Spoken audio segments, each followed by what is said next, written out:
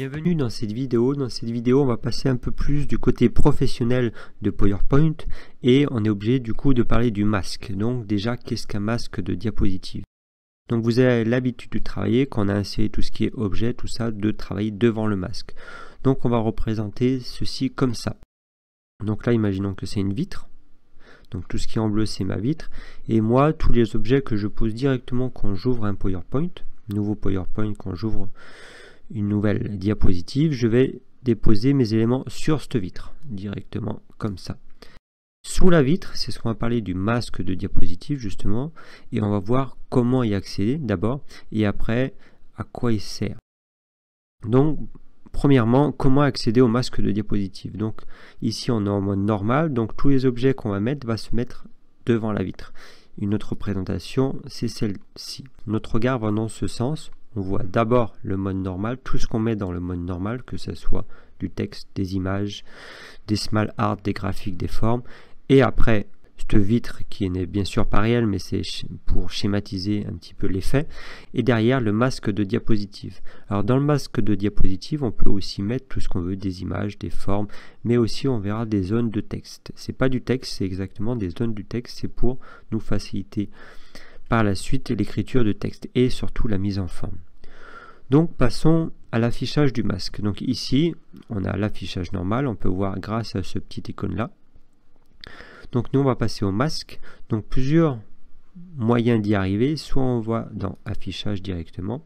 Donc là on a les différents modes qu'on a vu un petit peu. Et là on a le masque de diapositive. Donc on va cliquer dessus. Donc là on s'aperçoit que tout ce qu'on avait, tout notre texte a disparu. Ce qui est tout à fait normal parce que là on est en train de gérer des prototypes de diapositives finalement qu'ils étaient créés ou qu'on a créé nous-mêmes. Donc voilà. Donc là on voit qu'on n'a pas du texte mais des zones de texte. L'intérêt c'est que ce texte est stylisé et qu'on peut le styliser à cet endroit-là. Et c'est surtout à cet endroit-là qu'il faut le mettre en forme et jamais en mode normal. Donc si on repasse en mode normal, soit on ferme, désactive le mode masque, soit on reclique sur ce bouton-là. Donc là par exemple pour la présentation, première présentation, quand on laisse le bouton appuyé, on voit que le thème a été utilisé. Si on retourne en mode normal, la diapositive 1 utilise ce format-là. Donc si je change quoi que ce soit au mode masque, ça veut changer automatiquement. Donc une deuxième manière d'arriver en mode masque, c'est d'appuyer sur majuscule et d'aller sur le bouton où c'était affichage normal, je rappuie dessus et j'arrive directement au masque. Donc imaginons là mon titre qui était là, je vais le mettre. Donc là c'est la gestion des couleurs par rapport au thème, donc forcément dès que je change le thème de mon masque, ça va changer toutes les couleurs. Nous on veut garder dans ces thèmes là, mais on veut changer juste celui-là. Donc il suffit d'aller dans l'accueil et on va se mettre en noir par exemple. Si je retourne en mode normal, automatiquement mon texte se change en noir. Donc maintenant on va aborder comment un petit peu personnaliser le masque. Donc le masque, on voit qu'on peut mettre des formes qui vont se mettre automatiquement. Donc là je vois que je peux pas attraper la forme. La petite astuce dans les masques, c'est que cette première diapositive va mettre en forme toutes les suivantes. Donc ça veut dire si là je change, donc là et regardez bien ce logo ici dans les autres diapositive. Donc si je change cet emplacement, automatiquement il va se changer de partout. La première est différente parce que c'est la diapositive de présentation et les autres c'est toutes les diapositives plutôt sous-jacentes. Donc on va retourner là, on va remettre notre logo ici. Donc on voit qu'on a accès à tous les mêmes outils. Donc je peux autant insérer des formes, qu'autant insérer des couleurs, qu'autant insérer des transitions, que des animations d'objets. Je pourrais animer mon objet ici. Après, le problème, c'est que il sera animé à chaque fois que je crée une nouvelle diapositive. Cet objet-là va s'animer. Donc après, le faire vraiment quand il y a une grosse utilité. Donc nous, on va plutôt s'attarder aux formes. Donc imaginons que mon masque ne me convienne pas trop. Je sélectionne cette forme de triangle. Donc finalement, c'est que des triangles les uns sur les autres qu'on a mis là. Donc imaginons, lui, je l'aime pas, je l'enlève. Je retourne en mode normal. Donc là, j'aurais plus le triangle de côté, comme on avait tout à l'heure. Donc là, on voit qu'on peut assez facilement personnaliser le masque et de le rendre vraiment personnel. Donc l'intérêt de ces masques là, c'est en quelques clics on y accède. Donc quand vous allez dans l'onglet création, vous avez le choix de tous vos masques. Donc on voit qu'on a quand même pas mal de choix, qu'on peut facilement trouver un thème. Alors le problème c'est que forcément si je change, toutes les diapositives changent en même temps. Donc faire une astuce tout à l'heure pour pas avoir des petits bugs au niveau de la mise en forme. Alors là maintenant nous voulons retourner dans notre masque de tout à l'heure, donc on va cliquer ici dans les thèmes et on va aller le rechercher. Donc cette présentation c'est notre thème actuel, ça c'est des masques personnalisés qu'on a enregistrés, donc nous on va retourner dans le thème et on voit qu'il a disparu. En fait c'était ce thème là que nous avions et nous avions une couleur personnalisée.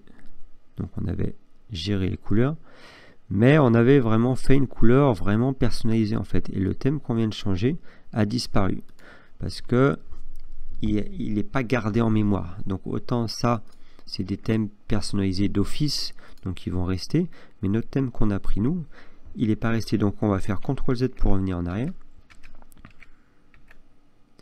Voici, et du coup on va faire en sorte que ce thème là avec toutes les images qu'on a mis, les triangles qu'on a enlevés, etc. se garde en mémoire. Donc l'astuce c'est d'aller ici et d'enregistrer le thème actif. Donc ça c'est pareil quand vous allez télécharger un diaporama sur internet, que vous aimez bien le thème, vous serez obligé de télécharger le thème. Donc là on va marquer entreprise Dupont. Donc là je sais que c'est mon thème que je vais utiliser à chaque fois pour mon entreprise, que je pourrais réutiliser à chaque fois. Par contre si je veux le réutiliser sur un autre ordinateur, je serai obligé d'aller à cet endroit là sur mon chemin et d'aller copier-coller le thème ou copier-coller un diaporama qui a le thème d'enregistrer. Donc là je l'enregistre et là comme ça à tout moment je peux le récupérer, il sera juste là. Donc même si je change, faire le test tout de suite, je peux le récupérer en 2 clics. Donc le dernier petit truc qui est très important au niveau des masques, c'est qu'on crée une nouvelle diapositive. Là l'intérêt c'est de se faciliter la tâche, qu'on crée une nouvelle diapositive, c'est pour ça qu'on crée les masques. Donc vous voyez qu'il y a ce petit onglet ici que je veux, quand je veux créer une nouvelle diapositive, donc je fais un clic gauche et là j'ai tous mes exemples. Diapositive de titre, titre et contenu, donc on voit qu'elles sont déjà compartimentées par des zones de texte, des zones de forme, etc. Donc évitez justement de partir sur un titre seul et de mettre vous-même la forme. Il faut toujours partir sur quelque chose qui est déjà défini. Donc par exemple sur cette diapositive là qu'on a insérée, l'intérêt c'est qu'on a déjà à cet endroit là des zones. Donc il suffit de cliquer dedans, on voit que ça s'efface automatiquement et on peut taper comme on le sent.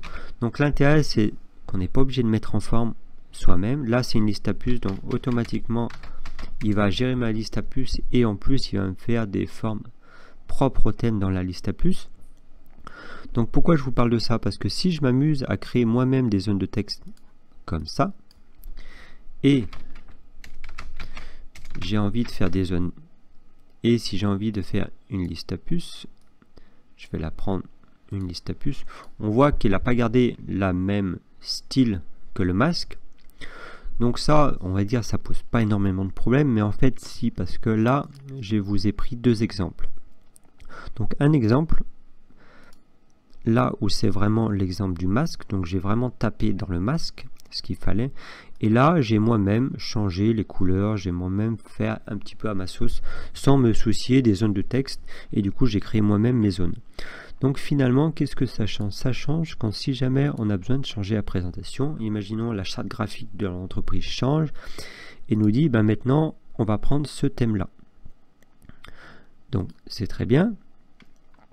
Donc le problème dans cette zone là où j'avais moi-même créé mes zones et moi-même mis mes couleurs, du coup il a mis une couleur plus ou moins rapprochante par rapport au thème, alors que là il a vraiment pris exactement les couleurs propres au thème, les zones justement, tout ce qui est les points, mais aussi les small art, donc tous les zones graphiques, tout ça va s'harmoniser par rapport aux couleurs du thème.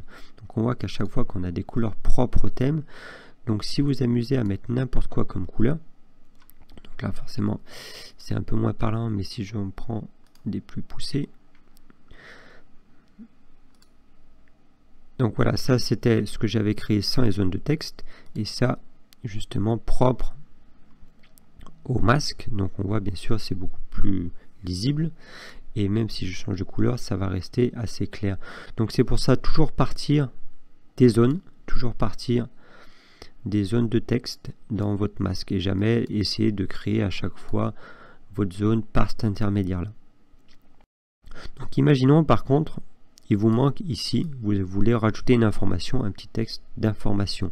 Donc au lieu de la rajouter comme ça à la main, il faudra retourner dans votre masque, et là vous allez rajouter, non pas dans la première bien sûr parce que c'est juste pour configurer les suivantes, mais par exemple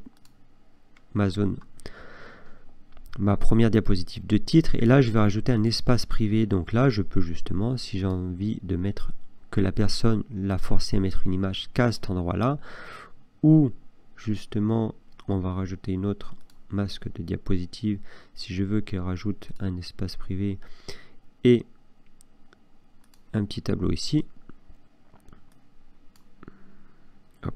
L'intérêt, si je retourne en mode normal et si je recrée, hop là, c'était là, si je recrée la diapositive de titre, alors c'était celle-là, j'aurai automatiquement ici les emplacements qui vont se rajouter. Donc bien prendre ça comme astuce, à chaque fois je vais rajouter exactement aux endroits par l'intermédiaire du masque et non pas par l'intermédiaire de cette petite zone là, qui vous permettra en quelques clics de passer en mode création et de vous changer tout le thème.